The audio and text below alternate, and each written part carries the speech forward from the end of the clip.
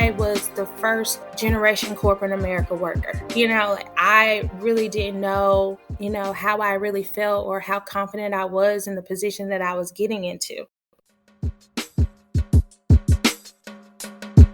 Hello, you are listening to the Her Complexion Podcast.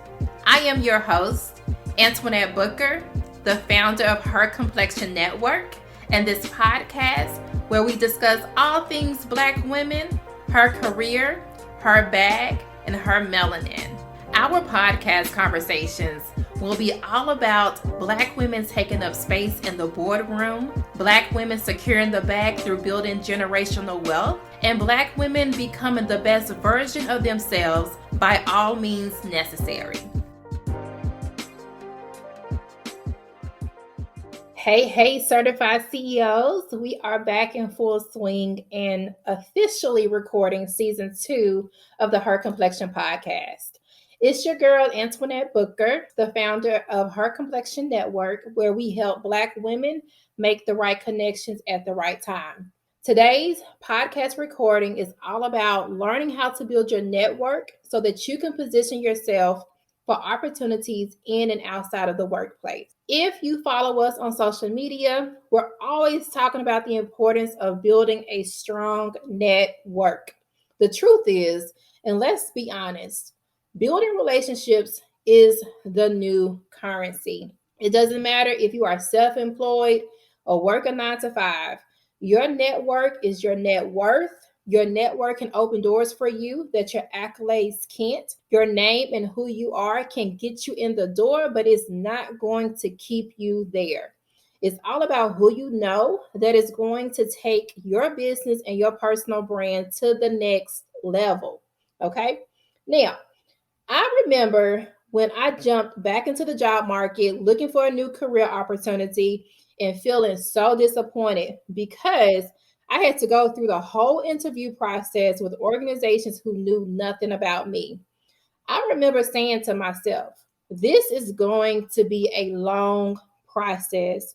And to be honest, I didn't know if I had the patience to do it all over again.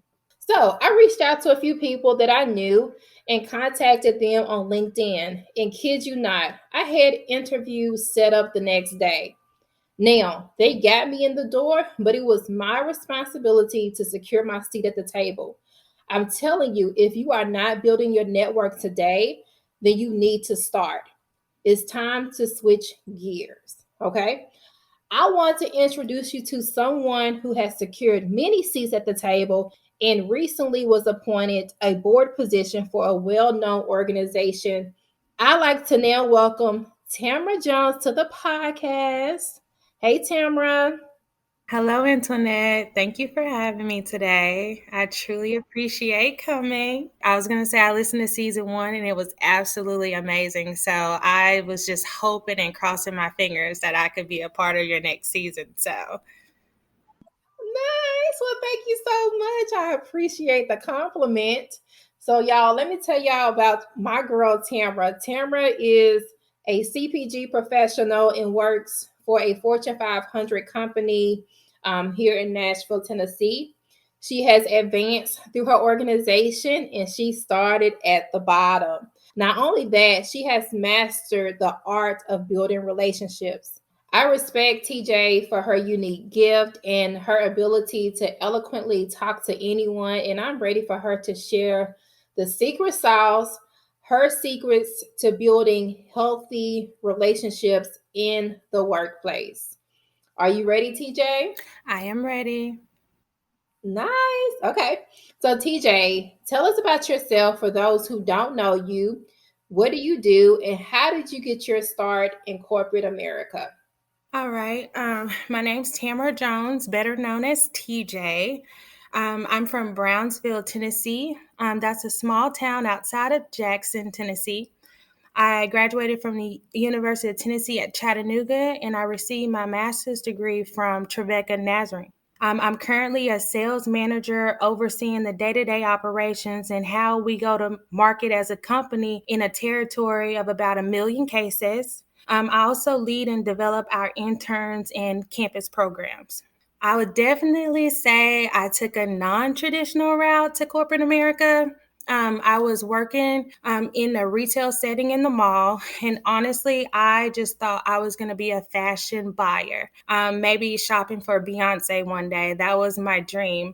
And I kind of got burnt out in the mall. You work in the weekends, you're working every holiday, and I'm like, what am I going to do? So being young, I honestly was like, oh, I'm just going to quit and find something else to do.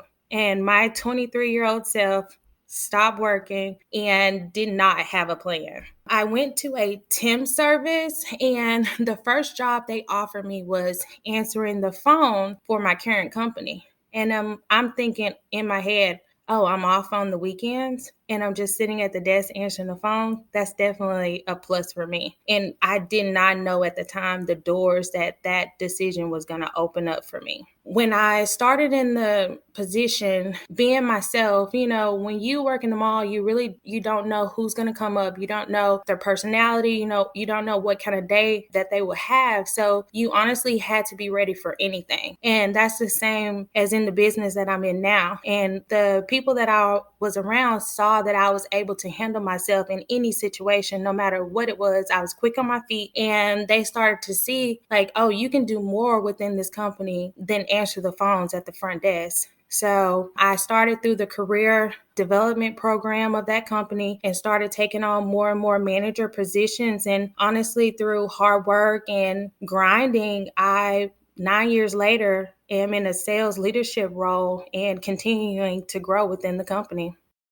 So TJ, that was an amazing career, trajectory that you just walked us through. And so my next question is, did you experience any obstacles along the way? Oh, yes, indeed. Especially being in a setting that I was unfamiliar with. Retail in the mall is definitely different than a corporate setting, and learning what you can say and what you can't say, and things that are just more appropriate in a corporate setting than, just casually working in the mall, and not having anyone to lean on or any mentor to ask questions about things that you did not know. I honestly just kind of felt lost at first. And I had to really take it into my own hands to say, I want to be a part of this company. This is a big company and a big opportunity, not only for me, but my family. So like, how can I get in here and really leave a mark? And that's when I realized how important networking was. A lot of the obstacles I faced in the beginning, I really think would have changed if I had more people or a bigger network of people that look like me and were able to talk me through the situations and challenges I faced early on in my career. Okay, so let me ask you this. So, I have so many questions. With that being said, I know that, and just by me knowing you personally, I know that you built relationships within that organization very, very early. Is there anyone specifically, and you don't have to say any names, but is there anyone specifically who kind of, they helped you out, they pulled you to the side and say, hey, TJ, like this is kind of what you need to do to go to the next level? What was that conversation like? When I think about me transitioning to my first like higher level manager role, I remember interviewing with, at that time, she would have been my manager, and kind of being really honest with her about my background, about my family. I was the first generation corporate America worker. Like I really didn't know, how I really felt or how confident I was in the position that I was getting into. And through that, I believe she kind of took me under her wing, and she started to tell me, hey, when I would present something out, she'll say, oh, you use this word, 15 times, try not to use this word. Or when you're meeting executives, make sure you have your 15-second elevator speech. Like you don't have a lot of time. Make sure you make a good impression in the first 15 seconds. Like she really instilled those things into me, but she did it in a way that didn't make me lose confidence. It actually helped me build confidence. And she continued to feed into me, like, hey, try it this way. Hey, network with this person. And honestly, I think my network grew because I was genuine. I was really genuinely trying to hustle, genuinely trying to establish myself and get a seat at the table. And that's how I've led and, grown within the company, just being genuine about my development. Yes, I think authenticity is key, and being able to connect with someone who understands your background, they understand your professional goals is important as you're trying to climb the corporate ladder. So, fast forward 9 years, obviously you're doing well. So, kudos to you, my sister. So, you recently landed a board position, which is a big deal, and congratulations. What steps did you take to land that position?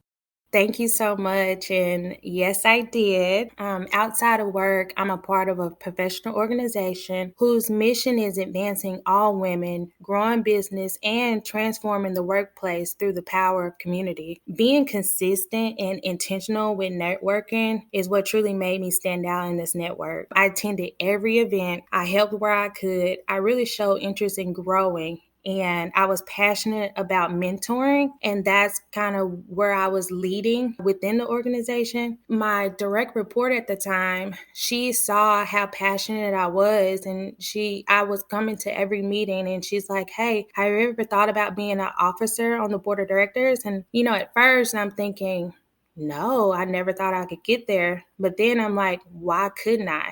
Like, I'm working just as hard as everyone else in here, and we're all volunteering. So I'm putting and setting aside time to be here and to participate. So she helped me through the interview process, and I went for it. And everyone was excited that I applied for it, and they were like, "We were really hoping that you would. We really think you'll be great." And I took the position, got it, and I'm super excited for the things to come. And I'm really hoping to bring more women that look like me into this professional organization, because there's a lot of VPs and presidents that attend these events, and you just never know the power of networking and how it could change your life. Yes, you said a few things. You said, it was all about you being consistent and intentional and showing passion and showing interest that you're ready to basically go to the next level and continue your personal development. I think that is so important. And I think it's super important to have representation on these boards where we are underrepresented, right? So I just commend you. And I think, again, it's so important, to be consistent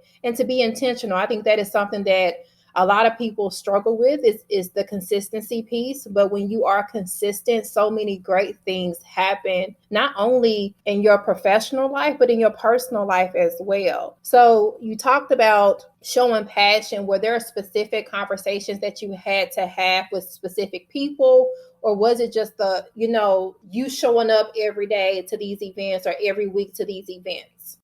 It was me showing up and really like telling my story. And, showing up at these events, honestly, I was probably one of two Black women there, if just the only one. And I still, was networking the room, reading the room, and just being confident in who I am, my history and my work history, and being confident in the room and saying, hey, I belong here too. A lot of times I knew who the key people were in the room. So I would make it a point to go and speak to them each event. I would make it a point to recall different things they talked about at the last event, to let them know, like, oh, I remember what you talked about, and this is what I took away from it. So I would always go in being intentional. I'm going to connect with this person tonight. I'm going to bring this up. And I'm the person that snoops through their LinkedIn. Like, what do they like? What are they doing right now? And I would even have conversation after that, like, oh, I saw your company is participating in this. How do you feel about that? So I did a lot of research because I knew I wanted to be a part of this organization. And I think just being able to come to the event and have those conversations with them, I made myself stand out and I was memorable to them. And when it was time for different positions to open, I was first in mind because I was always the one coming and bringing questions or talking about their career with them. You know what, TJ? I think there's so much beauty in sharing your story. I think oftentimes some of us, we get discouraged about our journey or our process and the steps that we had to take to get to a certain place in our life. But there's so much beauty in the story, in the journey, and for the fact that you were able to just be confident and stand tall in who you are as a woman and share your story with strangers is amazing. It's absolutely amazing. And I wish, that more of us would share our stories, whether it's in a networking space or whether it's through podcasting or through, blogging. I think it's so important that we do share our stories because that's how people are able to build a relationship with us. That's how people are able to relate to us. And I know that, we both work in corporate. So, and yes, guys, I did step back in corporate. I know in season 1, I talked about walking away, but I did step back in corporate. So with us working, in corporate, you do have to show, or a little bit of your personality. You do have to be vulnerable, and you have to be willing to tell people about your experiences, right? Because that's the only way that people are going to, be able to relate to you. So my last question for you, TJ, what is your secret sauce to building healthy relationships with your peers in the workplace? That's a tough one. I would say maybe 3 things for sure. And my first one is being genuine. I really kind of stepped into this new phase in my life. And in this new phase, I am blackety black.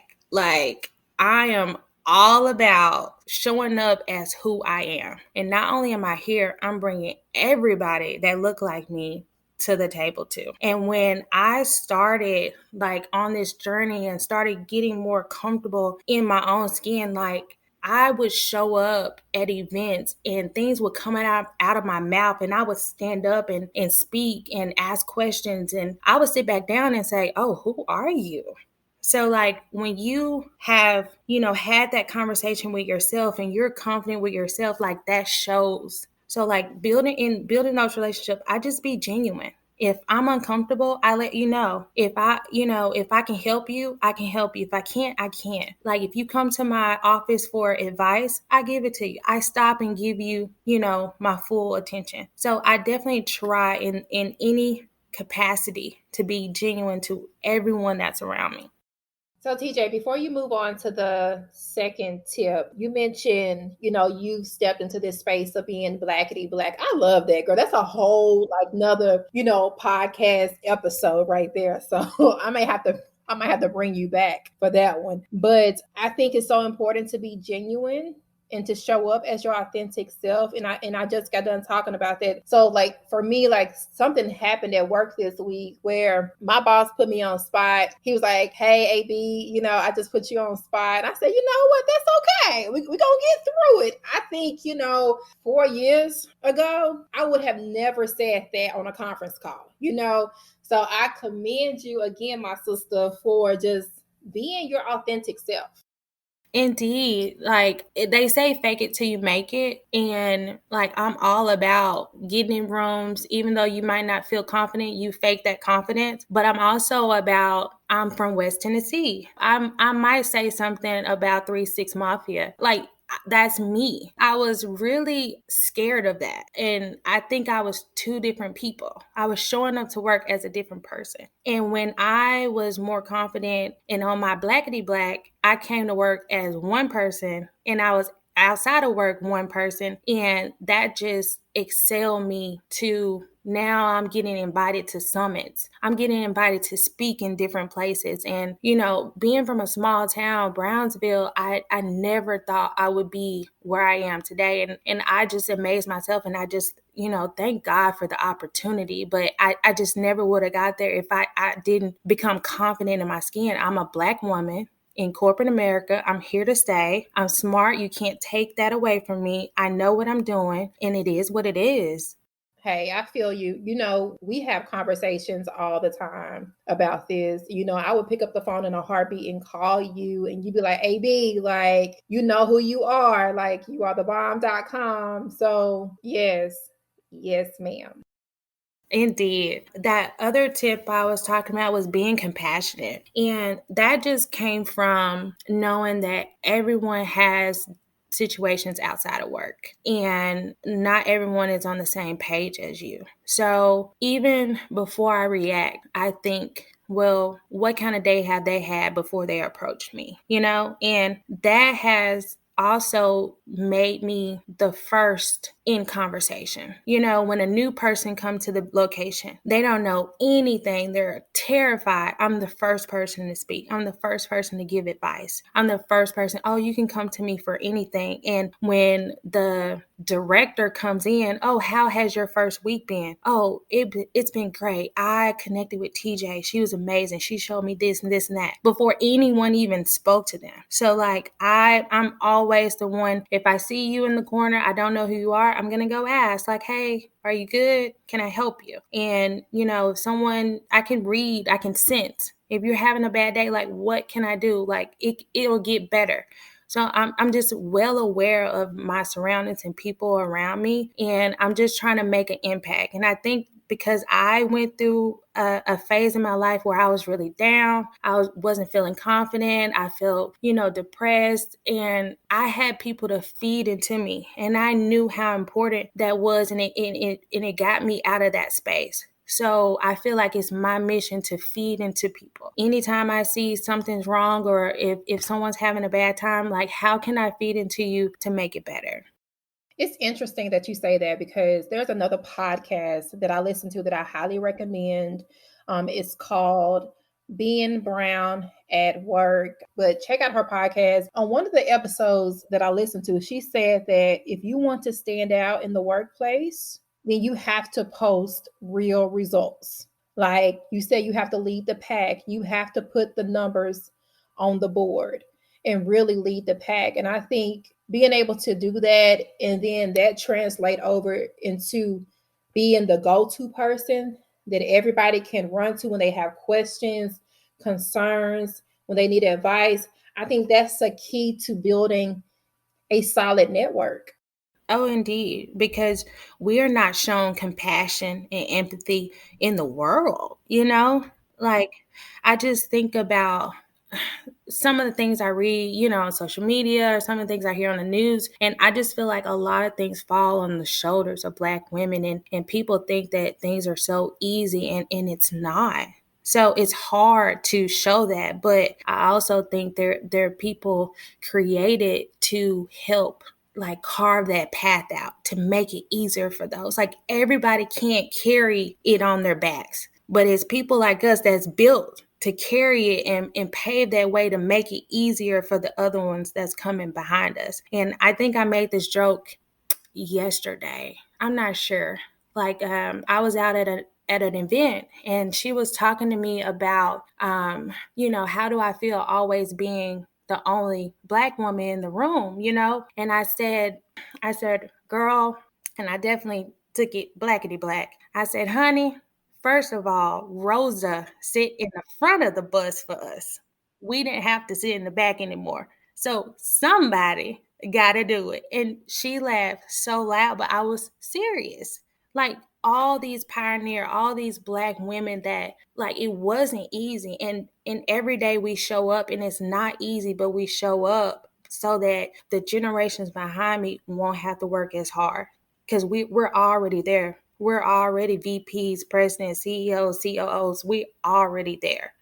TJ, I think that just goes to show how amazing you are and why you have been able to accomplish so much in such a short period of time. And I cannot tell you how much I just adore you. I call you all the time with something crazy going on. So, before we jump off the podcast tonight, number one, thank you for sharing those tips, sharing those gems with us. Here at Her Complexion, we ask all of the guests to complete a few statements before jumping off. If you don't mind, TJ, please fill in the blanks for me. Outside of the accolades, the titles, and your accomplishments, who is Tamera Jones?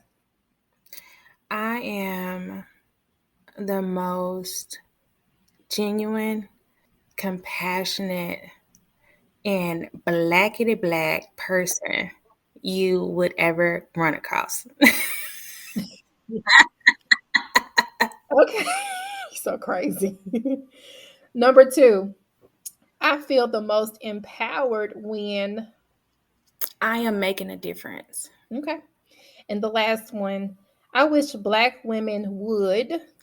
Realize how much we could do when we're together and how powerful we are when we're helping each other and guiding each other and giving each other advice. Like, we are amazing and we can do so much work if we just did it together. Nice. Thank you so much, TJ, for those gems. Again, we appreciate having you here at the Her Complexion Podcast. Hopefully, I can interview you again and talk about this blackity black, movement that we're about to start. So with that being said, thank you so much. Make sure you tune in to the next episode. And again, it's your girl, Antoinette Booker, the founder of Her Complexion Network. Make sure that you check us out on social media. Bye. Again, my name is Antoinette, and I hope that you jump on this Black Women in Excellence train with me. Please remember to subscribe to this podcast and check out the show notes for your free e-guide, 5 ways to build your network, and all things Her Complexion membership and merch. Until next time, sis, always protect your melanin.